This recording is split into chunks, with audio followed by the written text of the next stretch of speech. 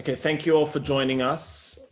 I want to dedicate this class in the Refuah Shlema of Yaakov ben Gittel, and also thank the Richards Mishpacha for sponsoring in honor of Shifra Bas Abram. She should have an aliyah, and Neshama should have an aliyah, and the family should be strengthened. And God willing, in the merit of our learning, we should also see a lot of blessing in our own lives. So tonight's class is very much coming from one of the foremost Kabbalists of our era, and his name is Rav Morgenstein. You'll be able to Google him.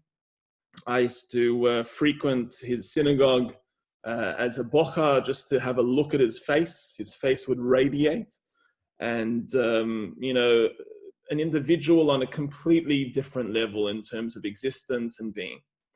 And what he has done is essentially revealed the metaphysics of meditation within Kabbalah, within the Jewish frameworks of Kabbalistic thinking, to show us that really all forms of meditation are trying to tap into these realms of Kabbalistic consciousness, okay?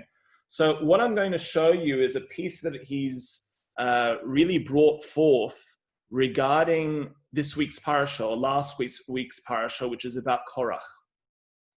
And he basically starts off the piece telling us that there are 5 forms of nullification.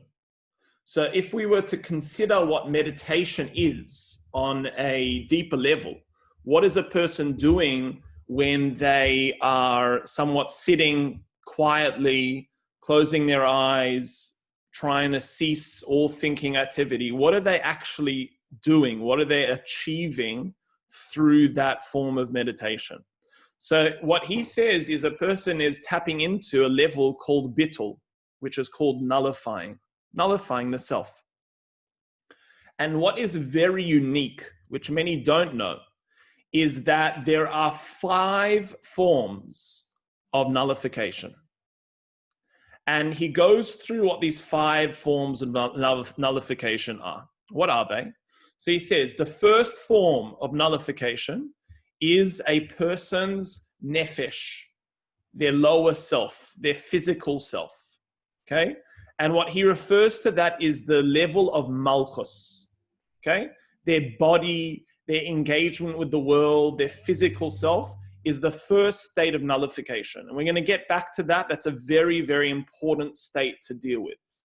The second level he calls the zer anpin, which are the emotional levels of who we are, our emotional capacities, our feelings, and the 7 different emotions, which we actually touched upon.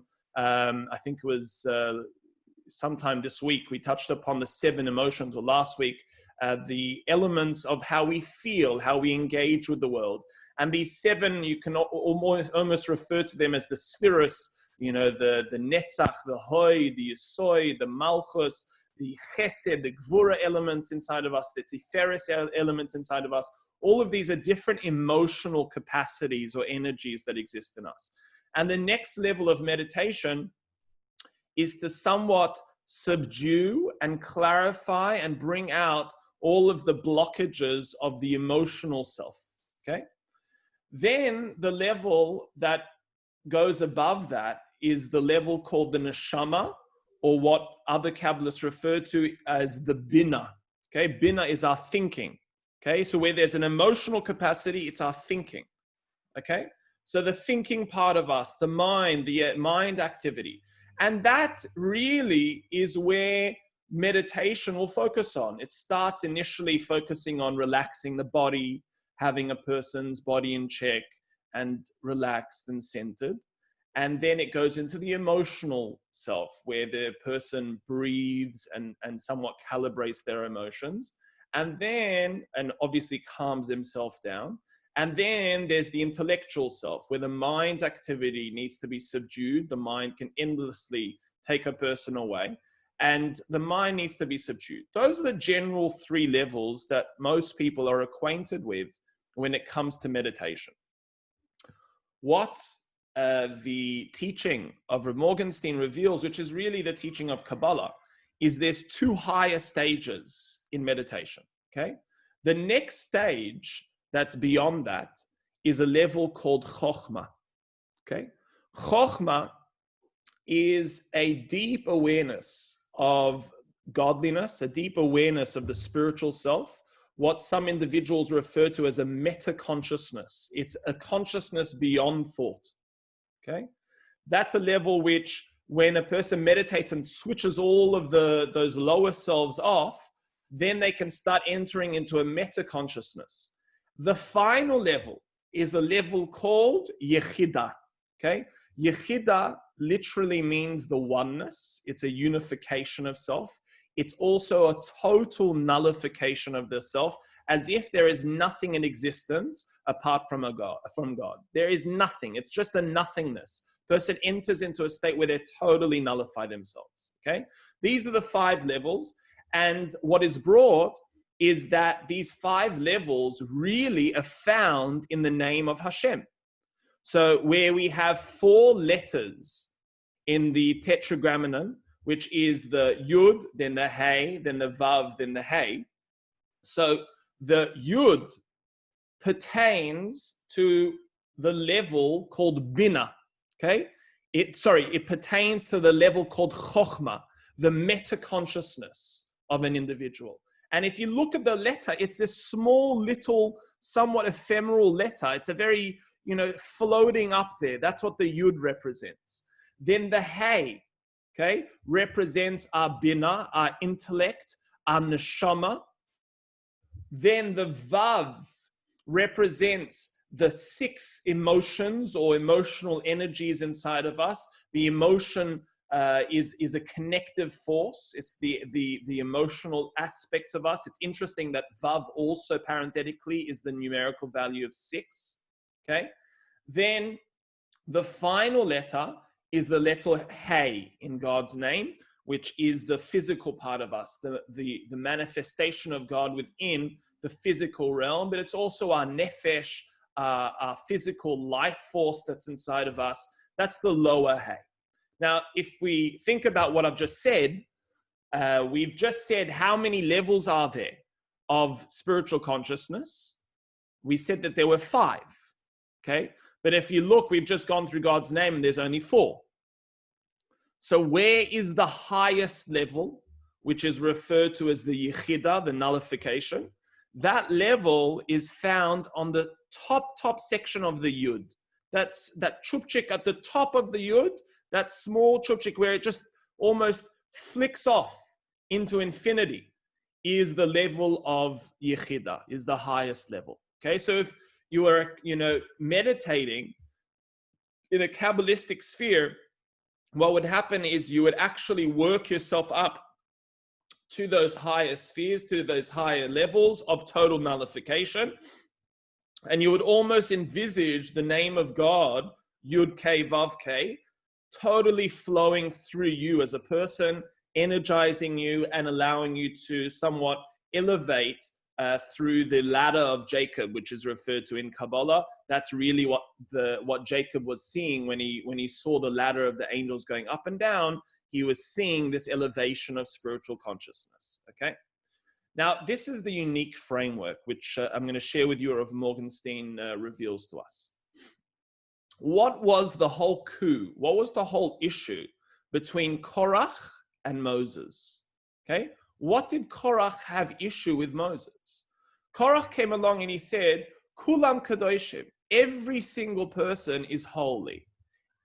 The spiritual elevation of a person is somewhat democratized. He came along and he said, if a talus, a talus which generally has to have one string of techelis, if the whole talus is techelis, why do you have to put techelis on the strings? If the whole thing is techelis, why do you need to add techelis elsewhere? So essentially he was saying, we are subsumed in holiness. And he made the following massive mistake. The following mistake was made by Korach.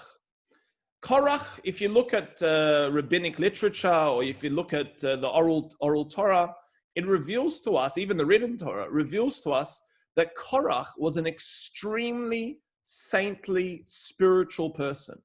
Very much connected, very engaged with the Torah, very, very, very one with the spiritual fabric of what was taking place in the world. Now, Rav Morgenstein explains, according to Kabbalah, the issue, the impediment that Korach had was the lower realm, the realm which we refer to as the final hay of a person.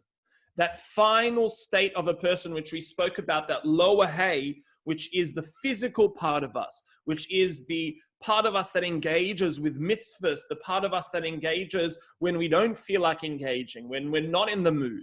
That part of our lower self, right down the bottom, that's the part that Korach struggled with. His whole raison d'etre in life, when it came to spirituality, was he wanted to access those deeper realms at the top immediately. He wanted to bypass, all of those letters and get to the state of nullification. Almost saying, we don't need the white in our lives. Let's all just be completely techelis. Techelis comes from the word tachlis, just totally tapped in. Let us put aside those moments where he didn't have time for moments of not feeling inspired, or he didn't have time for moments of engagement with mitzvahs and these physical realms. He just wanted to enter straight into the metaphysical, straight into a state of nullification. And he came along, and this is what Rav Morgenstein explains. Moses represents the energy. According to Kabbalah, we'll mention this, how we can understand it is another question. He represented the energy of what we refer to as the para aduma, the red heifer, okay? Now, what the red heifer is a state of total nullification. We burn up the red heifer until it's into an ash. And the way that an individual needs to first engage with their spirituality is firstly in the lower rungs of who they are. And the red heifer in our lives is being able to subjugate ourselves within the framework of the commandments of the Torah. Now, a person, when they hear that, generally feel quite abrasive, because the whole point is the upper realm. The whole point is to be in a state of nullification and oneness and unity with the Kadosh Baruch Hu.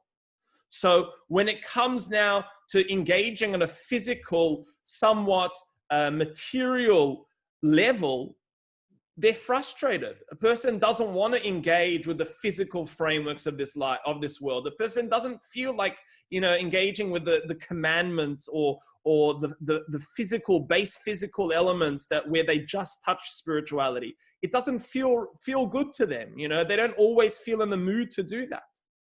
And what Rav Morgenstein explains is the following, and this is what happens in the Kabbalistic realms.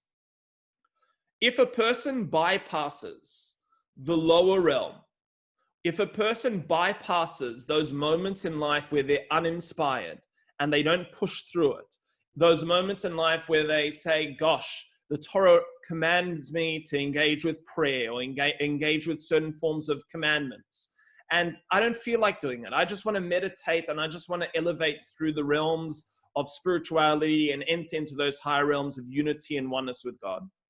What happens, and this is what Morgenstein explains, is when you get to those higher levels that we've explained, and you get to that highest level there, what we start to be accompanied by is the Shekhinah.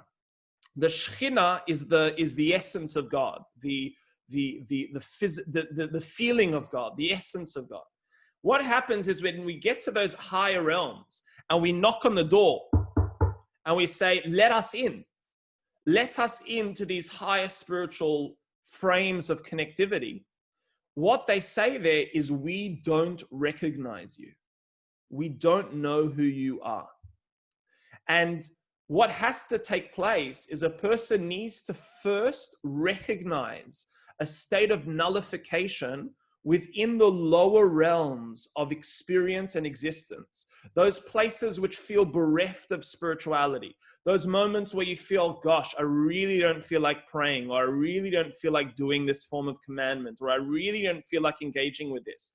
But if we understand that the whole process of meditation is a form of nullification of the self, the first step is the nullification of the self in the lower realm, in the realm of physicality, in that lower hay of God's name. Once they're able to somewhat become acquainted with that bereft emotional state of connection, where a person is just, I'm nullifying myself to God in the lower state. I don't even feel anything. I don't even feel connected, and I nullify. Now they have the spiritual energy and the key to unlock the upper realms of deeper spiritual consciousness. When they come up to that point on the yud, on the top of the yud, then they will be able to then pass through with that key. The Shekhinah comes along and says, I get you.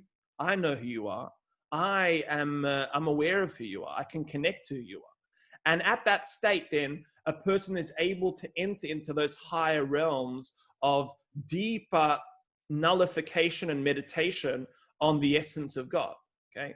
So now, just to come back to where we were really, engaging with this topic, where most people enter into meditation and into the form of nullification, where there's a lack of realization of where we need to work on ourselves, it's on those initial states of being uninspired, those initial states of nullifying to Hashem through the service, and where we speak about Judaism and Kabbalah being aimed essentially to those higher letters of God's name.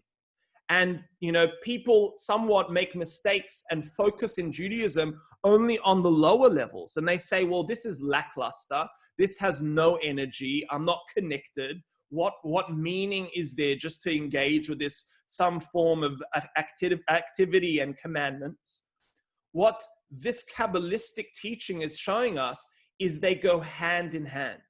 The apex or the purpose, the raison d'etre of Judaism is to enter into those higher realms of nullification through meditation, the upper realms of nothingness, the upper realms of oneness with God through those higher forms of consciousness. But what we're seeing is it's premised and it's built on that initial phase of nullifying the self through action. And what Rav Morgenstein says is the best way to do that. We somewhat are bereft of this in our generation. The best way to do that is to have a Moses, so to speak, is to serve in an environment where you have that spiritual guide, that spiritual leader, which motivates you to engage with the spiritual activity. You think about now, people aren't going to the gym. They're not engaging with the gym. It's much harder to do physical activity at home when you're by yourself. But when you have a guide or you have a trainer, you're in an environment where people are doing it, it's easier to get into that involvement. What Korach came along to say was, I don't want that hierarchical type of involvement. I don't want that leader. I don't want anyone to tell me what to do. I want to be my own man. That's what Korach said. I get the spiritual frameworks. I'm just getting straight to the point. I'm eating the cherry on top, before I finish the cake type of thing. And what Kabbalah is teaching us is Korach made a vital mistake, which he realized later on in his life when the earth swallowed him up, to say that what his downfall was the lower parts of him, that he never worked on the initial forms of nullifying through those realms of malchus and through the realms of nefesh, which is the lower parts of our soul, where a person subjugates themselves to the physical through the spiritual, that they go to the commandments and they say, gosh, I need to put on tefillin now, or I need to keep the Sabbath, or I need to pray, or I need to engage with whatever commandments. The abrasion that they feel is, I don't feel connected. I don't want to do that. But that's exactly the point. That's the place of nullification through these commandments. Then that gives you the key to access the higher realms of nullification, which we spoke about initially, which exist on a deeper spiritual state in terms of our essence, in terms of the higher states of the 5 levels of the soul. So this is a Kabbalistic view on meditation. And really the takeaway point, okay, is yes, the whole purpose is to nullify, is to be one with God, is to feel the light of God, is to feel a nullification of the ego, a oneness with Hashem. And that comes from really rising up of those 5 different levels, which we spoke about: the physical, the emotional, the intellectual, entering into the conscious self, and then entering into the nullified self. And those levels are primary to elevate. And if you don't have those upper levels, you really feel bereft in life. You don't feel the spiritual essence of life.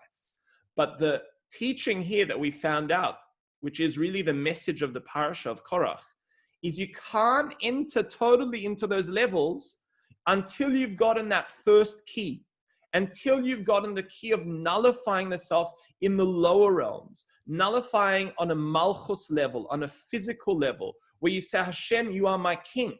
You know, a person doesn't see that as part of meditation. How is that meditating? Because what it's doing is it's nullifying the physical self to God. It's nullifying that external part of the self through the commandments, through those realms, the para aduma, burning the self into somewhat of an ash that purifies the self. And that really needs a Moses in life. A person needs that environment which we achieve together by learning together. We have an environment of individuals coming together, a chabura that comes together to learn. But also we need those elements which back then we had those Moseses, those inspiring energies, those forces which helped an individual serve. And Korach didn't want that. On our own personal level, what we can take away here is that we need to recognize this form of meditation and a nullification, recognize it in that lower state. See the form, see the purpose. See the, yes, it's uncomfortable and it's abrasive sometimes to pray or to engage with some forms of the commandments. You don't always feel you're like in the spirit of it or in the mood of it. But that's the first step in then entering into those higher realms of nullification, which are connected to the name of God. So I'm going to give it over if anyone has a question that they want to ask about this teaching. Quite an elevated teaching that we engaged with this evening. I did warn you, it was Kabbalistic, but I'll give you the opportunity to unmute yourself if you want to ask any questions about what we spoke about. All right, anyone? Makes total sense, clear. Farrell, it made sense. You were good with it? Total sense. Okay, good. Ken? Take me a while to download the whole thing, but it was brilliant, Rabbi. You really excelled yourself tonight. Thank you so much, Kenny. Thank you. All right. Anyone else, apart from words of affirmation here, which I do welcome, if there's any other forms of questions about this concept, about meditation in general. Okay, my friends, it should be with brocha, and may we, really these states of when a person feels low, and a person feels despondent, and a person feels uninspired, are these initial states of being, where a person is able to find spirituality and nullification through those moments of saying, I don't feel spiritual, I don't see God in my life, I don't feel inspired. But it's primarily in those states where a person is able to discover and take the key with them into the higher realms of connectivity.